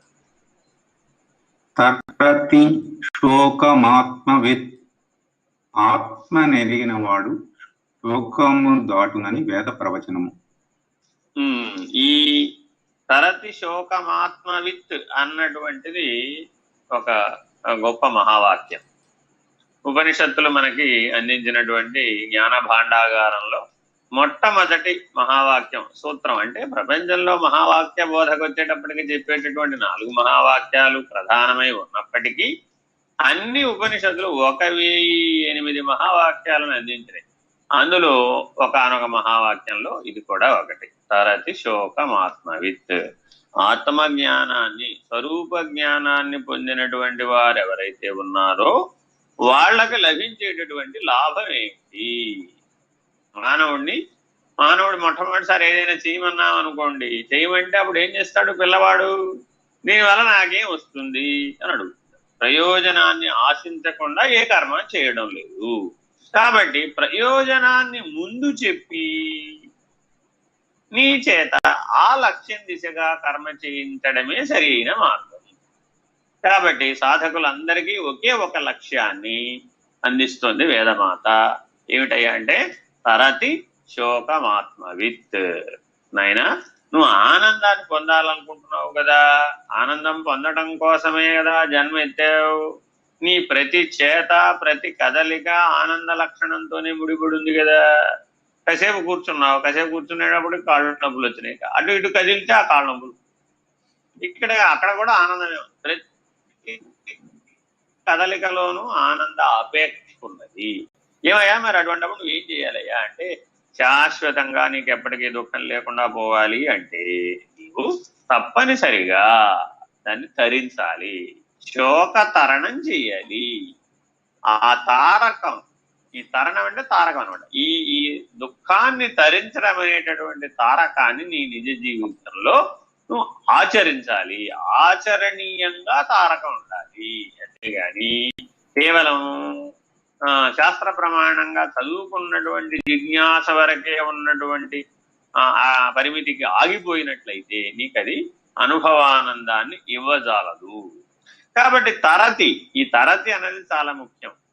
ఈ ప్రతి ఒక్కరూ కూడా, ప్రతి మానవుడు మొదట తనకు తాను ప్రశ్నించుకోవాలట. తనకు బంధంగా ఏర్పడి ఉన్నటువంటి స్వభావయుతమైనటువంటి కర్మలు ఏమున్నాయి, ఏ వాటి చేత ప్రేరణ పొందుతున్నాడో, ఏ కర్మల చేత ప్రేరణ పొందుతున్నాడో వాటి వెనుక ఉన్నటువంటి అపేక్ష చేత బంధించబడుతుంది. ఈ సత్యాన్ని మనం గుర్తుపట్టాలి, ఇంత లోతుగా విశ్లేషించాలి. ఓహం బంధం అనగా ఏమి అనే విచారణ చేసినటువంటి వాళ్ళు మాత్రమే తరతి శోకమాత్మవిత్, ఆత్మజ్ఞానాన్ని పొందడానికి దీన్ని తరిస్తాడు. ఈ బంధం అనే దాన్ని, దుఃఖం అనే దాన్ని తరిస్తున్నాడు. అలా తరించినటువంటి వాడు ఎవడైతే ఉన్నాడో వాడు స్వరూప జ్ఞాన నిష్ఠుడు అవుతున్నాడు. గాఢ నిద్రావస్థలో కూడా నీకు ఈ తరతి శోకమాత్మవిత్ అనేటటువంటి సూత్రం స్మృతిలో ఉండాలి. నిరంతరాయంగా సాధకుడు ఎప్పుడు ఈ మొదటి సూత్రాన్ని చక్కగా పట్టుకోవాలి. చదవండి. బ్రహ్మవిద్ ఆప్నోతి పరం. బ్రహ్మము నెరుగువాడు బ్రహ్మమే కాగలడని వేద నిర్ణయము. ఆగండి, మళ్ళా ఇంకో సూత్రం చెప్తారు. బ్రహ్మవిద్ ఆప్నోతి పరం. బ్రహ్మమును తెలుసుకున్నటువంటి వాడు పరమగుతున్నాడు, బ్రహ్మమును తెలుసుకున్నటువంటి వాడు బ్రహ్మమే అగుతున్నాడు. ఈ రెండు సూత్రాలు పక్క పక్కనే చెప్పబడతాయి. బ్రహ్మమును తెలియడం చాలా ముఖ్యం. బ్రహ్మమును తెలిస్తే ఏమిటవుతుందండి? బ్రహ్మమే అవుతావు. బ్రహ్మమే అయితే ఏమిటవుతుందండి? నువ్వు పరమవుతావు. ఈ రెండింటిని కలిపి బోధిస్తున్నారు. బ్రహ్మము అంటే అర్థం ఏమిటండి? మళ్ళీ మొదటికి వచ్చింది ప్రశ్న. బ్రహ్మము అనగా ఏంటంటే బృహత్ అన్న ధాతువు నుంచి ఏర్పడినది బ్రహ్మము. బృహత్ అంటే ఏమిటండి? ములుగురుత్త సందులేక ఉండుట. ఇప్పుడు తాను ఎలా ఉన్నాడు అంటే, తాను ధరించినటువంటి శరీరంలో ములుగురుత్త సందులేక ఉన్నాడా లేదా? ఉన్నాడా లేదా? ఏ జీవి అయినా తాను ఒక శరీరాన్ని ధరించాడు. ఆ ధరించినటువంటి శరీరంలో ములుగురుత్త సందులేక ఉన్నాడా లేదా? ఉన్నాడు కదా. శరీరంలో శరీరం అంతటా వ్యాపకమై ఉన్నాడా లేదా? ఇప్పుడు అన్నాడు. కాబట్టి శరీరం అనే ఆవరణ యందు వ్యాపకమై ఉన్నటువంటి వాడవు నీవని ఎట్లయితే అనుకుంటున్నావో, అలాగే అనంత బ్రహ్మాండములు, అనేక కోటి బ్రహ్మాండములంతటా ఈ అనంత విషయమంతా వ్యాపకమై ములుగురుత్త సందులేక ఉన్నదానికి బ్రహ్మమని పేరు. ఆ బ్రాహ్మీభూత స్థితిని గనక నీవు పొందినట్లయితే ఇప్పుడు ఏ స్థితిలో ఉన్నాడు? పంచభూతాత్మకమైనటువంటి శరీర స్థితిలో ఉన్నాడు. బ్రాహ్మీభూత స్థితిని లక్ష్యంగా పెట్టు. అలా బ్రాహ్మీభూతుడై ఉన్నటువంటి వాడు ఎవడైతే ఉన్నాడో వాడు బ్రహ్మమును తెలుసుకున్నటువంటి వాడు బ్రహ్మవిదుడు. అందువల్ల ఆ బ్రహ్మవిదుడే బ్రహ్మమై ఉన్నాడు. ఆ బ్రహ్మమే అయి ఉండటం వల్ల పరము తెలిసిన వాడవుతుంది. పరము చేత మోక్ష నిర్ణయం అవుతుంది. చదవండి. అనంతుడు కాగలడని భావం, అపరిమితుడు కాదని అర్థం. అనంతము అపరిమితము ఈ రెండు బ్రహ్మమునకు లక్షణాలు. ఇంతకు మనం పరిమితులమా, మనము అపరిమితులమే? స్వరూప జ్ఞానానికి సంబంధించినటువంటి ప్రశ్నలు అనుసంధానం చేస్తున్నారు. ఎవరికి వాళ్ళు ప్రశ్నించుకోవాలట. నేను పరిమితంగా జీవిస్తున్నానా, అనంతంగా జీవిస్తున్నానా? నా జీవన లక్ష్యం పరిమితమైనటువంటి అంశాల, సర్వవ్యాపకమైనటువంటి స్వరూప జ్ఞానమా అనే ప్రశ్నలు వేసుకోవాలి. అనంతాత్మయే అయి ఉన్నాము. నీ స్వరూప జ్ఞానంలో ఎవరై ఉన్నావంటే అనంతుడవై ఉన్నావు, అప్రమేయుడవై ఉన్నావు, అఖండుడవై ఉన్నావు. అనంతమే మన స్వరూపము. అనంతము మన స్వరూపమైనచో అనంతమును పొందుటకు మనం ఎలా ప్రయత్నించవలెను? నీవు అదే అయి ఉన్నప్పుడు నువ్వు దానికోసం ప్రయత్నం చేయడానికి అనేటటువంటి సందేహాన్ని వ్యక్తపరిచారు. ఎవరైనా ఈ ప్రపంచంలో దేనికోసం ప్రయత్నిస్తారంటే తన వద్ద లేని దాని కొరకు తాను ప్రయత్నిస్తాడు.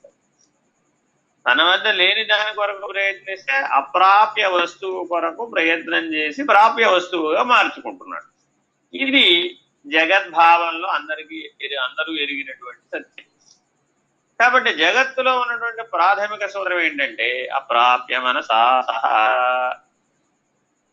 మనస్సు ద్వారా కూడా ప్రాప్తించడానికి వీలు కానటువంటిది ఏదో అది స్వరూప జ్ఞానం అంట. జగత్తు వచ్చేప్పటికి ఏమన్నాం? మనస్సు ద్వారా నువ్వు అన్నింటినీ పొందొచ్చు. మనేవ మనుష్యాణం కారణం బంధ మోక్షయో బంధై విషయాసక్తం ముఖ్యై నిర్విషయం మనః అనే సూత్రాన్ని మనసుకు ప్రతిపాదించారు. మనోమూలమిదం జగత్. నీ మనసులో ఏ రకమైనటువంటి కదలికలుంటే ఆ రకమైన జగత్తుతో సంబంధపడుతున్నావు. కారణం ఏమిటి? అప్రాప్య వస్తువుని ప్రాప్య వస్తువుగా ప్రయత్నపూర్వకంగా పొంది అనుభవించి ఆనంద నిర్ణయం చేస్తున్నావు. ఈ దృష్టితో ప్రశ్న అనుసంధానించాడు. నేను అదే అయి ఉంటే దానికోసం నేను ప్రయత్నం చేయడం ఎందుకు? అది సిద్ధ వస్తువు ఉన్నప్పుడు, సాధ్య వస్తువు కానప్పుడు సిద్ధ వస్తువుగా ఉన్నట్లుగా నేను అనుభవించవచ్చు కదా అన్నాడు. చదవండి. ఒకవేళ మనం పరిమితులమే అని భావించినచో పరిమితులమైన మనము అనంతమగుటకు ఎలా ప్రయత్నించవలెను? రెండో సందేహాన్ని అనుసంధానం చేశాడు. నేను పరిమితుడనే అంటావే అనుకోండి, పరిమితంగానే పుట్టానన్నావే అనుకోండి, పరిమితమే నా స్వరూప లక్షణం అన్నావు అనుకోండి, మరలా నేను అసలు అనంతం కోసం ప్రయత్నం చేయడం ఎందుకు? ఆ ప్రయత్నమే వృధా కదా.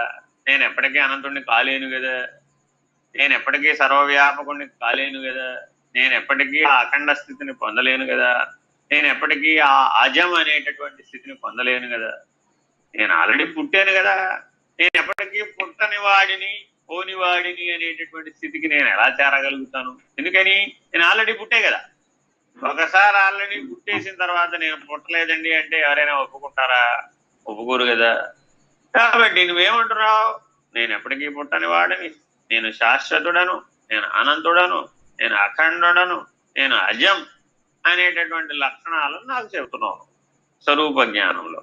కానీ నా అనుభవంలో ఏముంది అంటే నేను ఒకప్పుడు పుట్టాను, ఒకప్పుడు పోతున్నాను, కొంతకాలం ఉన్నాను, ఆ పరిణామం చెందాను. ఆ పరిణామ కాలంలో నా దగ్గర లేని వాటి గురించి ప్రయత్నం చేశాను, లేని వాటిలో కొన్నిటిని పొందాను. పొందడం ద్వారా ఆనంద నిర్ణయం అయింది. నాకు పరిమితమైనటువంటిదే సత్యంగా తోస్తుంది, అనంతం నాకు సత్యంగా తోచడం లేదు అంటున్నాడు. చదువు. అంతము కలయి ఎప్పుడు అనంతం కాలేదు. ఒక మౌలిక సూత్రం, ప్రకృతిలో మనందరికీ కనబడేటటువంటి మౌలిక సూత్రాన్ని చెప్తున్నాడు ఇక్కడ. ఇది చార్వాక నిర్ణయం అంటారు. ఈ మొదటి శ్లోకంలోనే చార్వాక నిర్ణయాన్ని ఖండించే ప్రయత్నం చేస్తున్నాడు అనమాట. ఇది బ్రహ్మసూత్ర భాష్యంలో చాలా విస్తారంగా చర్చించబడుతుంది. దాని అంతటనే సంక్షిప్తీకరించి ఇక్కడ ప్రశ్నల రూపంలో అనుసంధానం చేశాడు. ఈ ప్రపంచంలో తనకు తెలిసినటువంటి వాటన్నింటినీ విచారణ చేశాడు అనుకున్నాం. తన ఇంద్రియాల ద్వారా తాను గుర్తించగలిగినవి ఏవైనా సరే అన్ని పరిమిత వస్తువులే. ఇంద్రియముల ద్వారా గుర్తించబడేటటువంటి సమస్తము ఏదో ఒక పరిమితికి లోబడి ఉంది. ఆ పరిమిత వస్తువులు ఏవి కూడా అనంతత్వాన్ని ఇవ్వజాలట. మరి ఎట్లా పొందేది? ఇది ప్రశ్న. ఇప్పటివరకు ఏదైనా పొందాలంటే ఎక్కడి నుంచి పొందాలనుకున్నాడు? జగత్తు ద్వారానే పొందాలనుకున్నాడు. ఆ జగత్తులో కనబడే వస్తువుల ద్వారానే పొందాలనుకున్నాడు, పదార్థాల ద్వారానే పొందాలనుకున్నాడు. కానీ ప్రతిపాదితమవుతున్నటువంటి స్వరూప జ్ఞానం జగత్తు చేత గాని, జగత్తులో కనబడుతున్న వస్తువుల చేత గాని, పరిమితత్వం చేత గాని అది సాధ్యపడటం లేదు. మరి ఎలా సాధించటం అనే ప్రశ్న వచ్చింది. చదవండి. కనుక మనం అనంతాత్మయే అయి ఉన్నాం. అది తెలియకపోవట చేత అనంతమును యత్నించుతున్నాం. అజ్ఞానం. ఒక్కడ గుర్తుపెట్టుకోమని ప్రశ్న చెప్తున్నాడు. ఇప్పుడు సమాధానం అన్నిటికీ కలిపి ఒకే సమాధానం చెప్పాడు. ఏం చెప్పాడు అంటే, నాయన నువ్వు మనిషి వైపు పుట్టేసావు కదా, మనిషి అవ్వడానికి ఏమైనా ప్రయత్నం చేస్తావా? నువ్వు సహజంగా స్వభావయుతంగా జన్మతః మానవుడుగానే జీవిస్తున్నవాడివి. మరలా మానవుడు అవడానికి ప్రయత్నిస్తావా? ఏ ప్రయత్నం చేసి మానవుడు అవ్వాలి? నువ్వు ఆల్రెడీ అయ్యే ఉన్నావు కదా. అలాగే నీవు బ్రహ్మమే అయి ఉన్నావు, నీవు అనంతమే అయి ఉన్నావు, నీవు అఖండమే అయి ఉన్నావు. ఎక్కడా? స్వరూప జ్ఞాన స్థితిలో. కానీ ఆ స్వరూప జ్ఞానాన్ని గుర్తించకపోవడం చేత, ఆ గుర్తించే వికాసం రాకపోవడం చేత, ఆ దృష్టి లేకపోవడం చేత, ఆ జ్ఞానం లేకపోవడం చేత పరిమితమైనటువంటి వాటితో సంబంధం ఏర్పరచుకుని పరిమితమైన వాటినే తాను అనుకుంటున్నాడు. ఎలాగూ అంటే ఒక ఉపమానం ఉన్నది.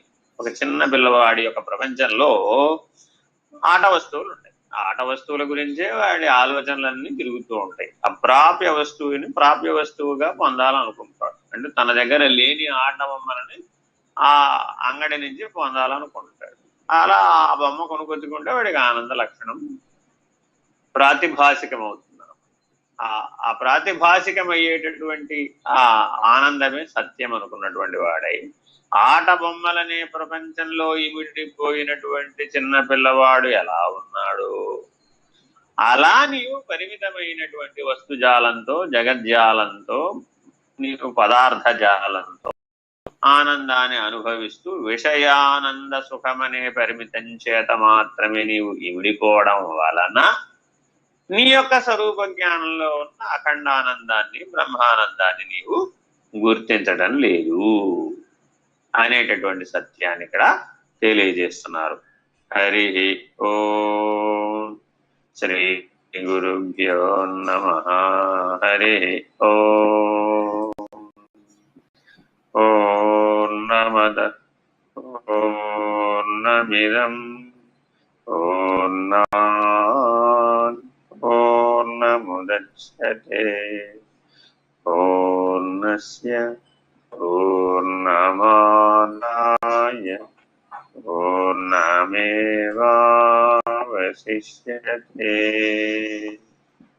ఓం శాంతి శాంతి శాంతి. హరి ఓం. శ్రీ గురుభ్యో నమః. హరి ఓం. నారాయణ నారాయణ. సాయిరామ్. అందరికి నమస్కారం. పార్టిసిపెంట్స్ అందరూ ఒక పని చేయండి. మీకు స్కైప్ లో చాట్ ఉంటుంది కాబట్టి అక్కడ మీకు ఎవరు హాజరయ్యారని తెలియడానికి మీ వివరం ఆ స్కైప్ పెడితే మీ అభిప్రాయం కూడా అక్కడే పెట్టవచ్చు, పెడితే తెలుస్తుంది. నేను తర్వాత దాన్ని పరిశీలిస్తాను. ఏమైనా సందేహం ఉంటే నాకు వాట్సాప్ ద్వారా అయినా కూడా పంపవచ్చు. అలాగే అలాగే సరే. గురువు గారు. సాయిరామ్ అండి. అందరికీ నమస్కారం. సాయిరామ్. నమస్తే గురుగారు.